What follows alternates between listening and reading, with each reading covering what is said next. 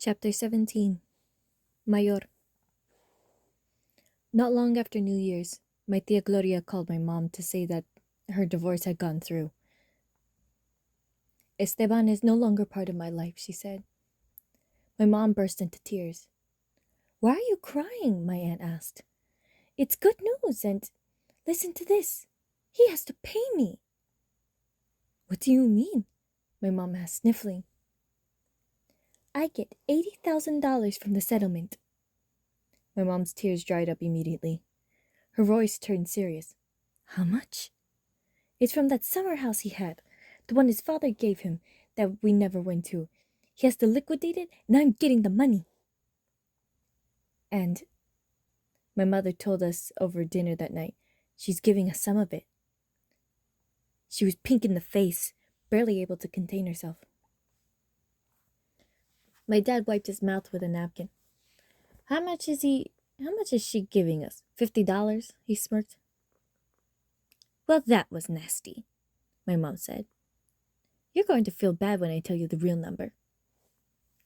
I peeked at my dad, who was waiting with the napkin clutched in his hand. My mom started eating again, delicately picking the capers off the rice with the tines of her fork. She took at least four bites before my dad finally said, Well, don't keep it a secret. A grin played on my mom's lips. Never mind, then, my dad said. You don't want to know? Why would she be giving us money anyway? Because we need it. Who needs it? Not us. We're fine. We're fine? Now we're fine?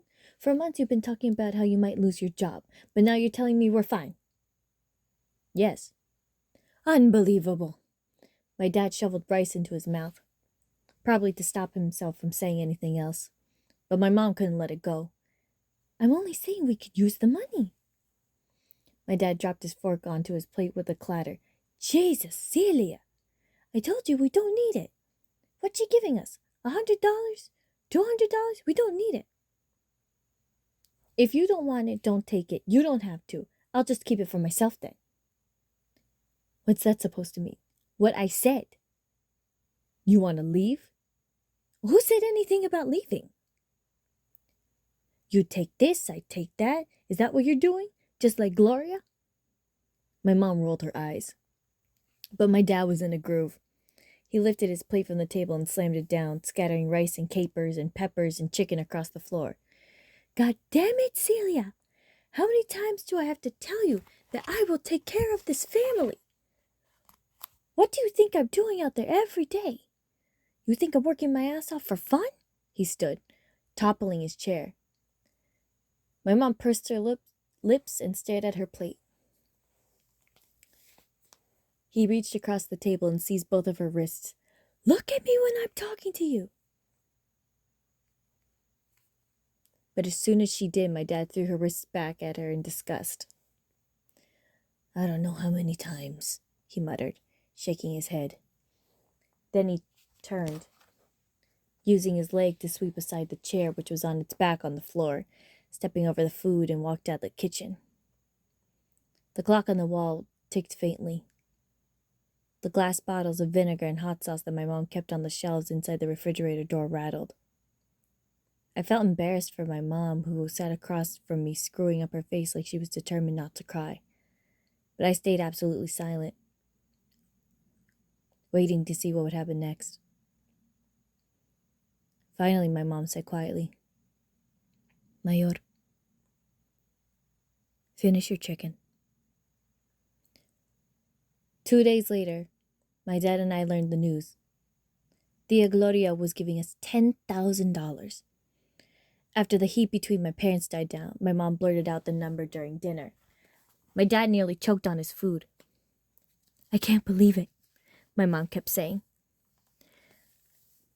Well, we've probably given her almost as much money over the years, my dad said once he recovered from the shock. $10,000, Rafa? Come on. We did what we could, my dad said. Of course we did. And now she's doing the same. It's just she can afford to do more. $10,000. I can't believe it. It didn't take my dad quite as long to wrap his head around the idea. The morning the money landed in my parents' bank account, my dad said, I think we should buy a car. A what? My mother sputtered as she snapped a piece of bacon and popped it in her mouth. Nothing fancy, my dad said. I'm not talking about an Alfa Romeo here, but a car. Something that runs. He was happy, I could tell, at the mere thought. A car? My mom asked, dumbfounded. Yes. You've heard of it? 4 wheels? Takes gasoline? There was no secret that since he was a boy, my dad had lusted after cars, and the pinnacle of his obsession would have been to own one.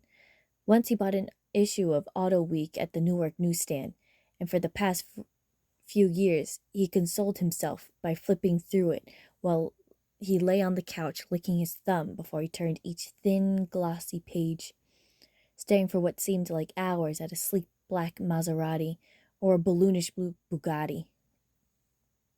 Enrique and I used to make fun of him about it, but even when the pages eventually started to fall out, my dad just taped them together and flipped through it again.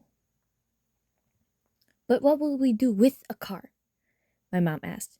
She looked at my dad with mild amusement, as if he just suggested they buy an elephant. What do you think? My dad said. We'll drive it. Where? Anywhere. You could drive it to the Pathmark. I don't know how to drive. You'll learn. Can I drive it? I asked. You don't have a license yet, my dad said. But when I get one, I mean.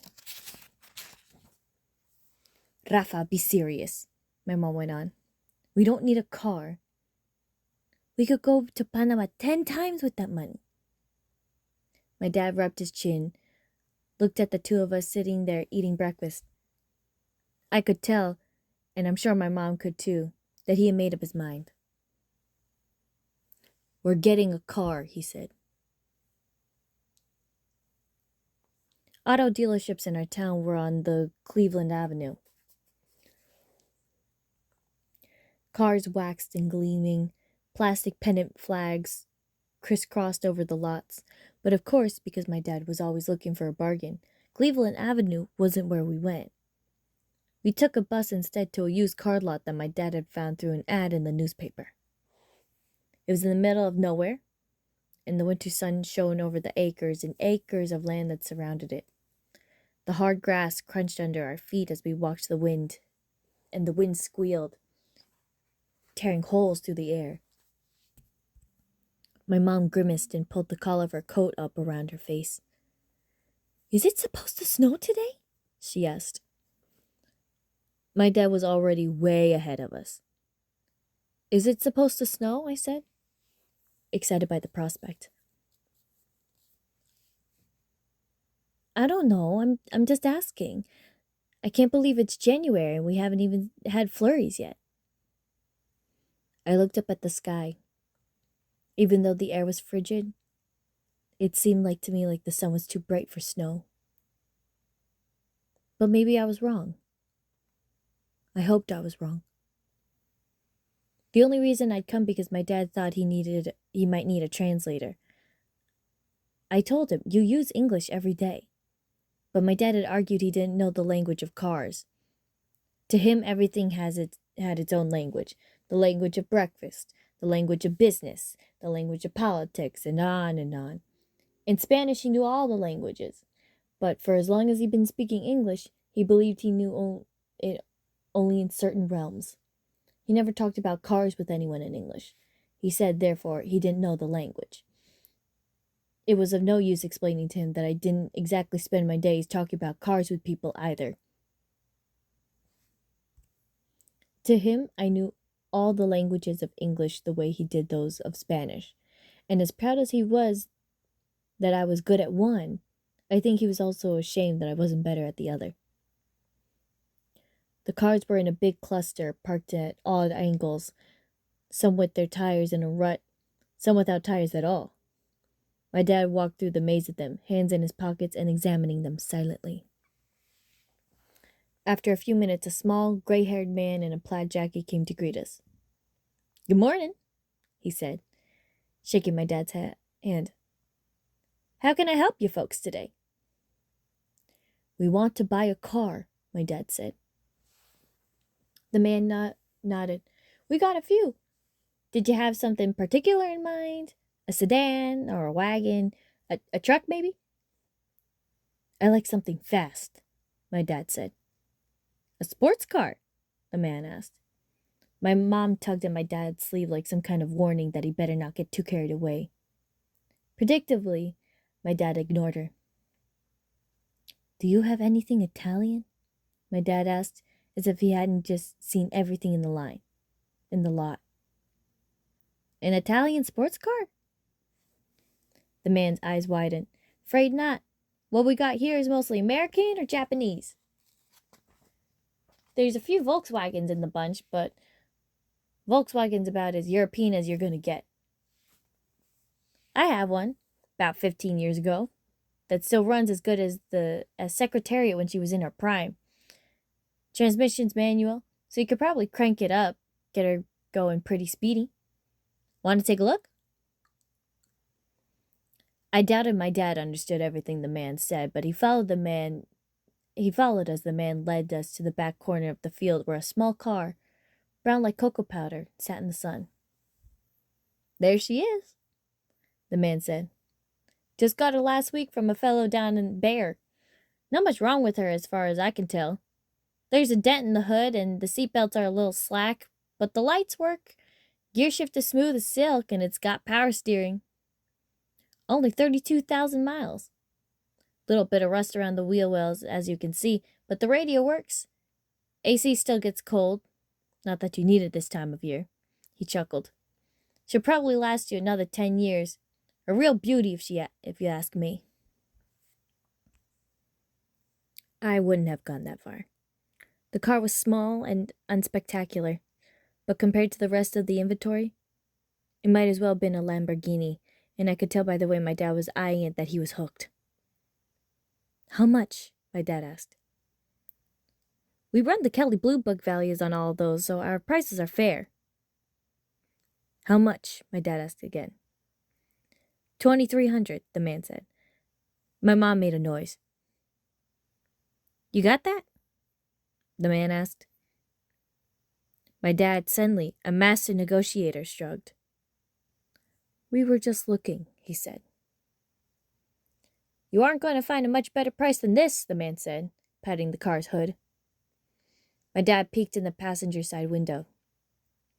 $2,200, the man offered. "Times are tough. I'll give you folks a break."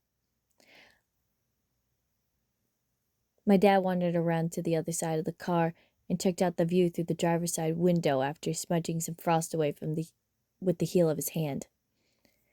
My mom shivering against the wind. "Rafa," she said. The old man glanced at her, apparently interpreting this as my mom's way of telling my dad that this was time to go, because he said, "Okay, 2,000 even. That's the best I can do, and you can drive her off the lot today." My dad took one more lap around the car, the sunlight bouncing off its rear windshield. Then he asked, "Do you take a check?" We drove home, $2,000 poorer, in our new Volkswagen Rabbit. In that big field, the old man, whose name we learned after we agreed to buy the car, was Ralph Mason, gave my dad a quick lesson in the vagaries of manual transmission. My mom and I sat in the back seat as Mr. Mason, from the passenger seat, took my dad through the gears, telling him when to depress the clutch and when to let it go. "Take her up," Mr. Mason would shout. "Give her gas," and my dad would obey the best he could. He was a mess at first, and each time the car twitched, my mom would explain, "Aye!" But he took to the basic coordination of it surprisingly easily. After 10 minutes, Mr. Mason declared my dad was a natural. "Best student I've ever had," he said, clapping my dad on the shoulder, and my dad beamed. In the back seat, my mom rolled her eyes.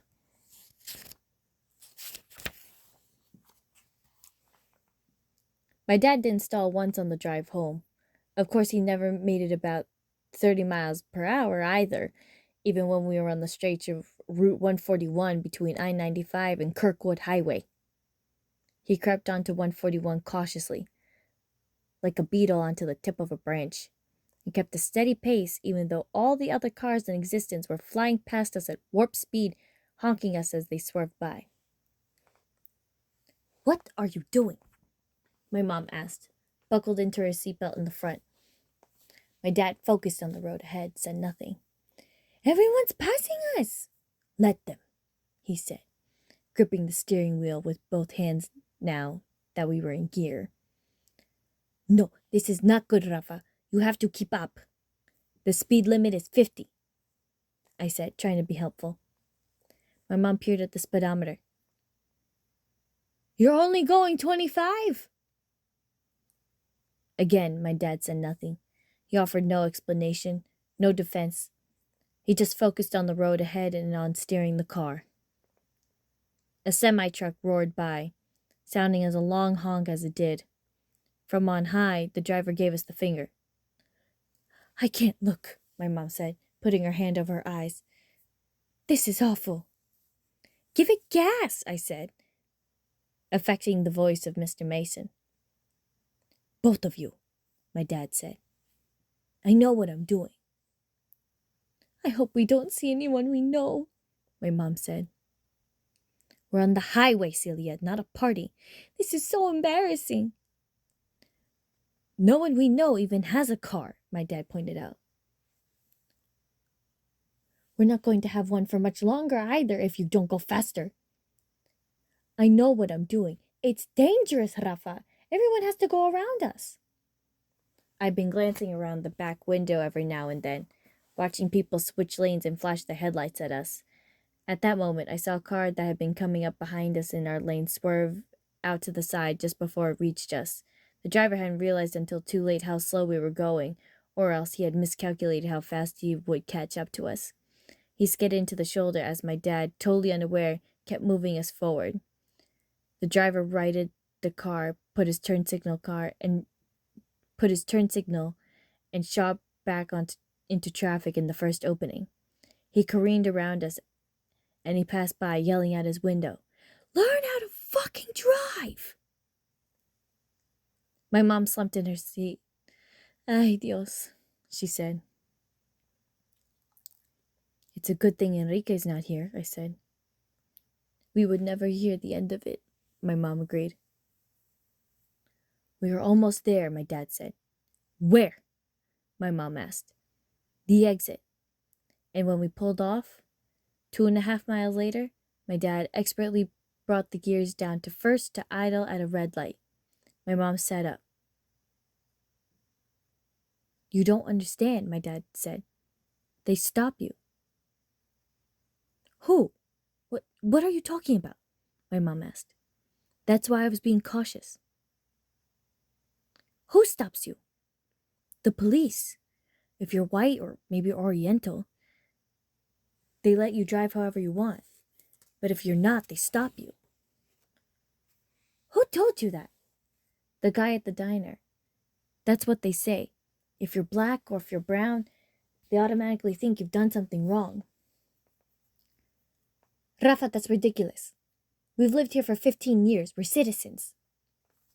"The police don't know that by looking at us. They seen a brown face through the windshield and boom, sirens." My mom shook her head. "That's what that was about. I didn't want to give them a reason to stop me." "You were driving like a blind man, Rafa. That will give them a reason to stop you." "Everybody else just has to obey the law.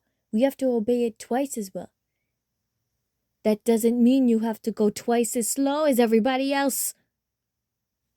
The light turned green and my dad brought the car out of first. We cruised out under the overpass, a shadow draping over the car like a blanket. "Next time, just try to blend in with everyone else and you'll be fine," my mom offered. "The way of the world," my dad said. "What?" my mom asked as we emerged back into the sunlight.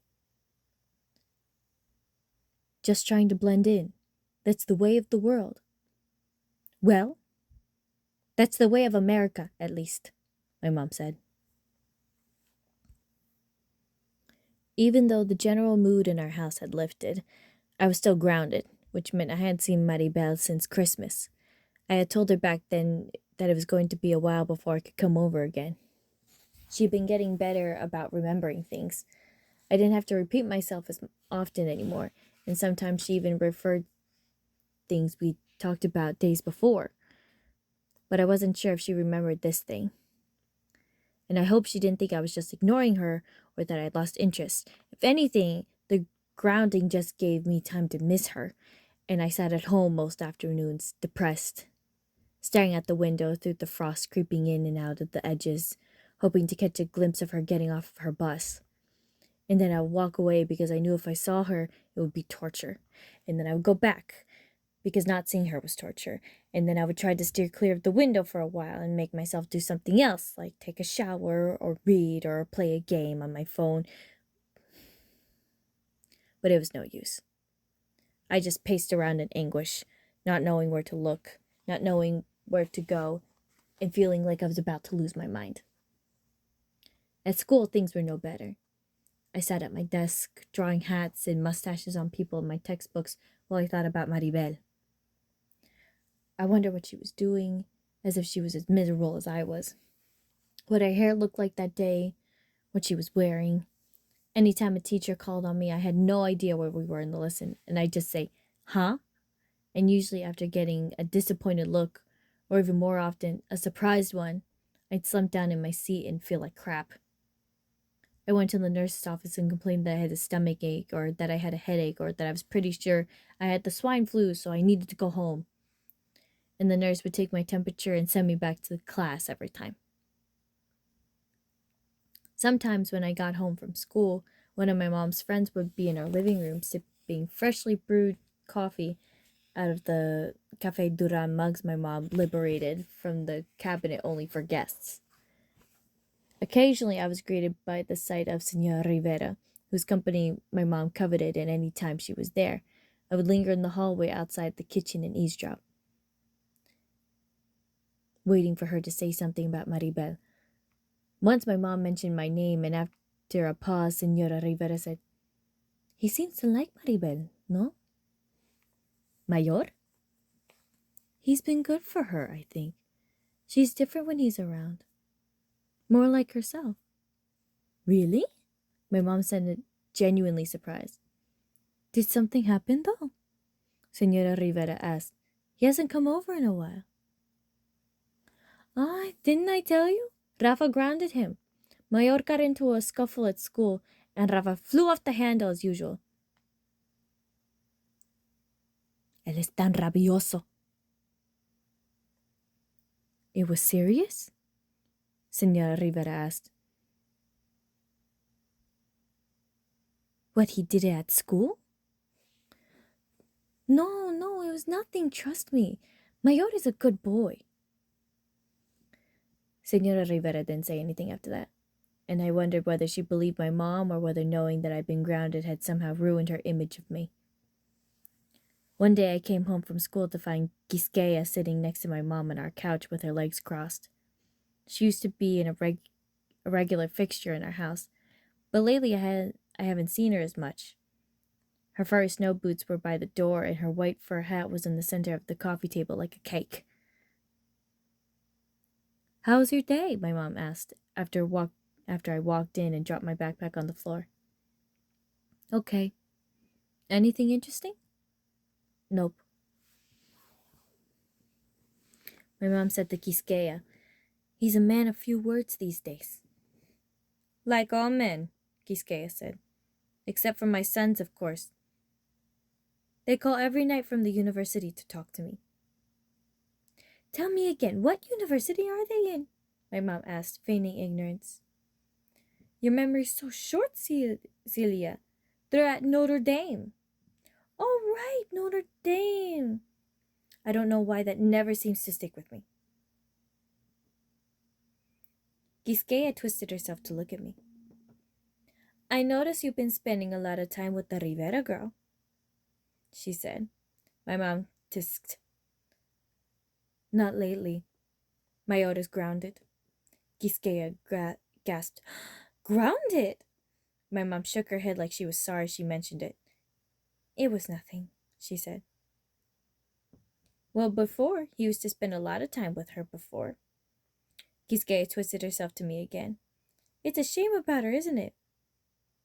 But when I see her, but when I see you with her, the two of you seem to be having actual conversations, like real people.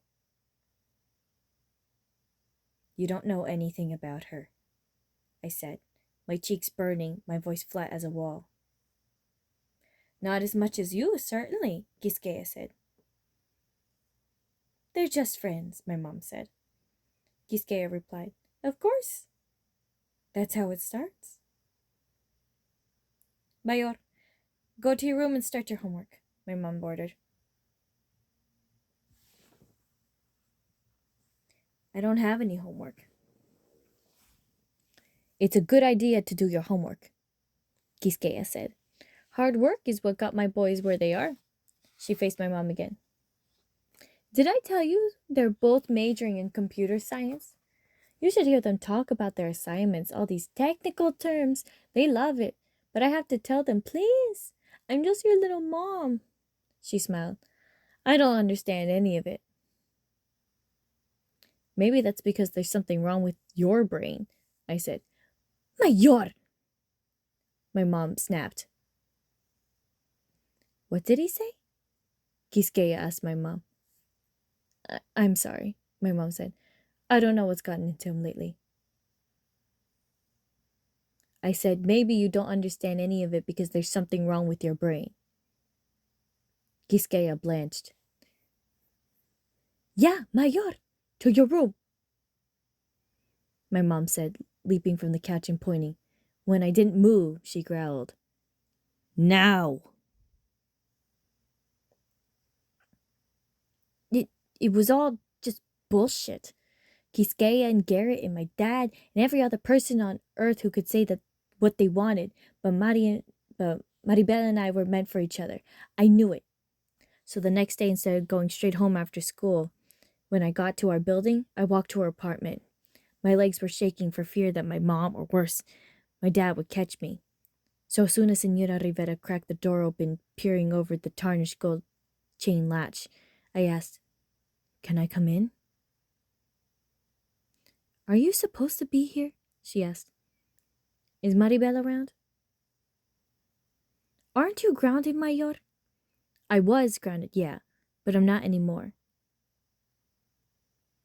I could see the hesitation on her face.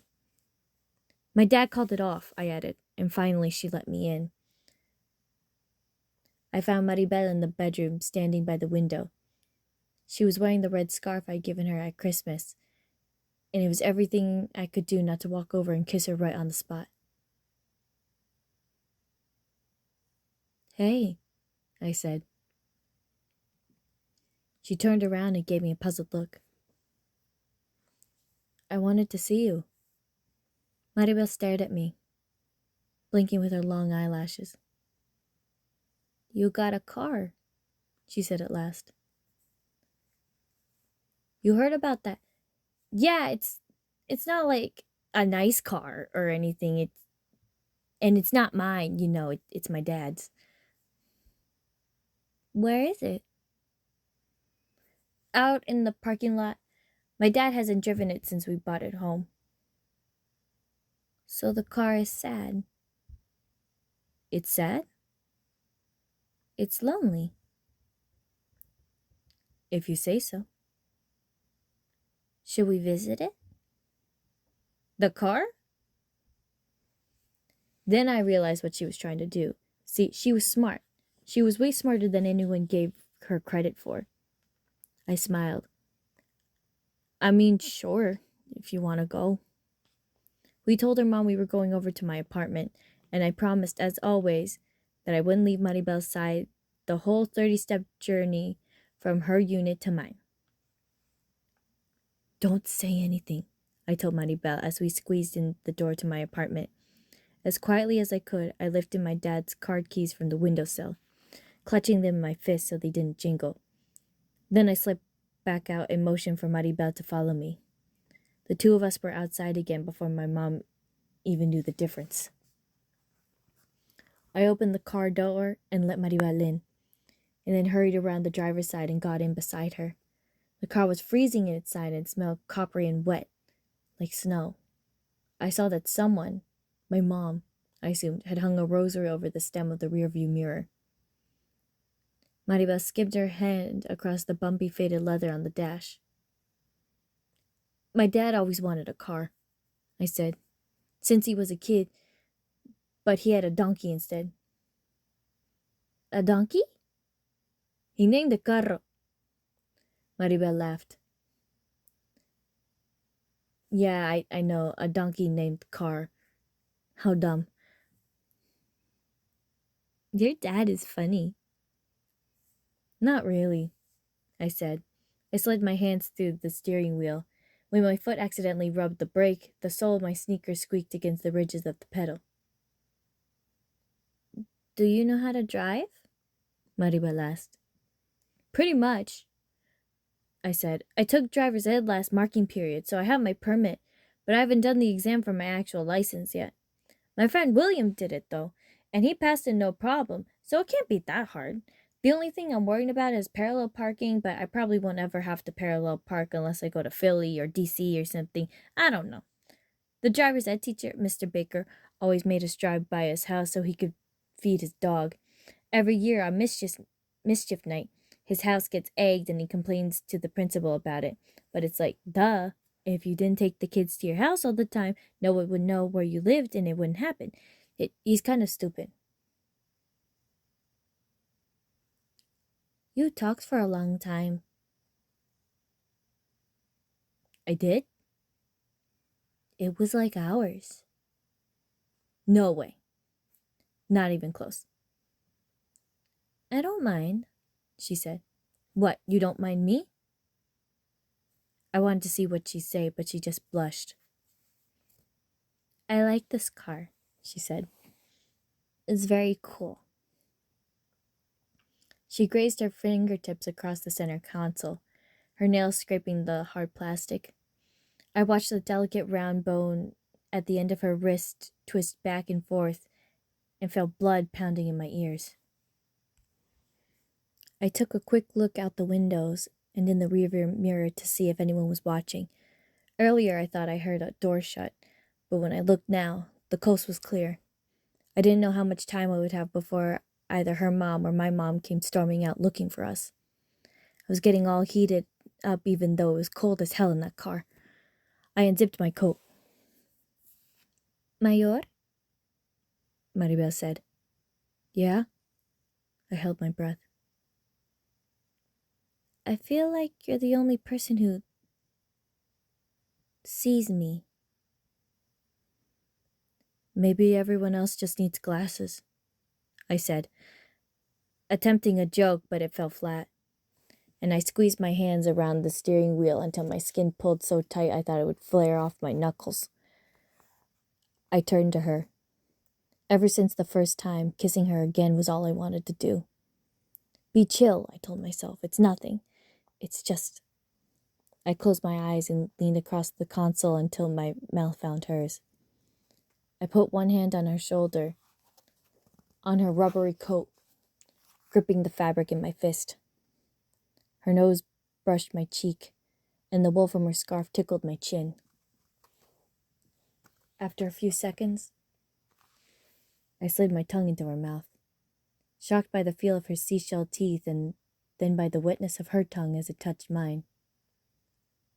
I moved my hand to her neck, her skin hot and soft. In holding her like that, my heart raced.